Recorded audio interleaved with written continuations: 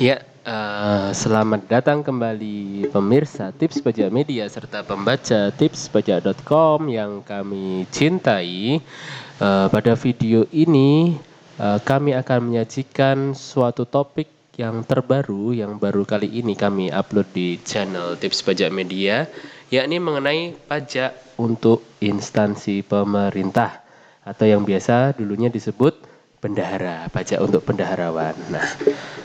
Nah, sebelum lanjut, kami sampaikan latar belakang kenapa kok Tips Pajak Media membahas mengenai pajak untuk instansi pemerintah gitu loh. Kenapa nggak swasta saja, nggak wajib pajak usahawan dan karyawan saja. Nah, jadi latar belakang kami untuk menyusun serial pajak untuk instansi pemerintah ini adalah mengingat di keseharian kami Tips Pajak Media melihat ternyata cukup banyak juga rekan-rekan yang berprofesi sebagai bendahara di instansi pemerintah ataupun berprofesi atau bertugas di bagian keuangan di suatu instansi pemerintah yang ternyata mereka suka dapat surat dari kantor pajak gitu loh.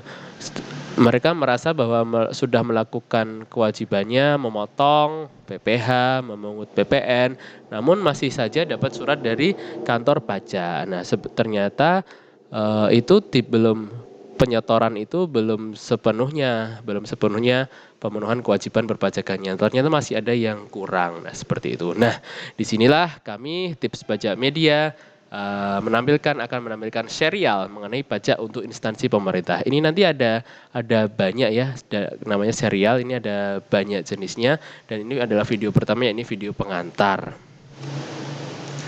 Nah, sebelumnya akan kami sampaikan dulu mengenai instansi pemerintah yang dimaksud di dalam serial ini. Jadi, pemirsa, di sini instansi pemerintah adalah instansi pemerintah pusat, instansi pemerintah daerah, dan instansi pemerintah desa yang melakukan kegiatan pemerintahan serta memiliki kewenangan dan tanggung jawab penggunaan anggaran.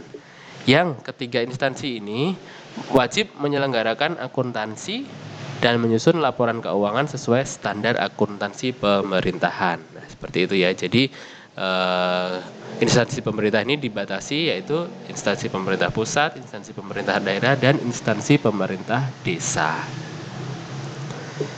Dan inilah pointer, ada 4 topik utama dari serial instansi pemerintah ini, yakni kita sebagai bendahara instansi pemerintah atau kita yang bertugas sebagai pengelola keuangan di instansi pemerintah ini terkait dengan perpajakan ada 4 hal yang harus dilakukan, yakni pertama mendaftar, kemudian memotong atau memungut, kemudian menyetor dan melaporkannya. Nah, seperti kami sampaikan di awal tadi, seperti rekan kami, mereka merasa, loh saya tuh sudah memotong, saya sudah memungut PPh dan PPN atas transaksi saya, seperti itu. Tapi kenapa masih aja dapat surat dari kantor pajak, seperti itu.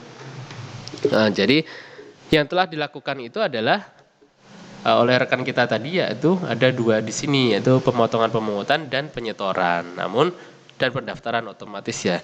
Nah, yang sering kali terlewatkan adalah yang terakhir ini, yang keempat ini, yaitu pelaporan. Nah, nanti inilah di serial ini akan kami bahas secara tuntas ya, secara tuntas dan komplit mengenai apa saja nanti yang wajib dipotong dan dipungut. Antara lain nanti pemotong pemungutan itu atas apa aja. Nanti kan ada PPh pasal 4 ayat 2, pasal 21, 22, 23 dan juga PPN. Kemudian transaksi apa saja yang tidak perlu dipotong dan dipungut nanti akan kita bahas di sini. Kemudian untuk penyetoran itu paling lambat tanggal berapa nanti kita bahas. Kemudian untuk pelaporan itu seperti apa caranya gitu.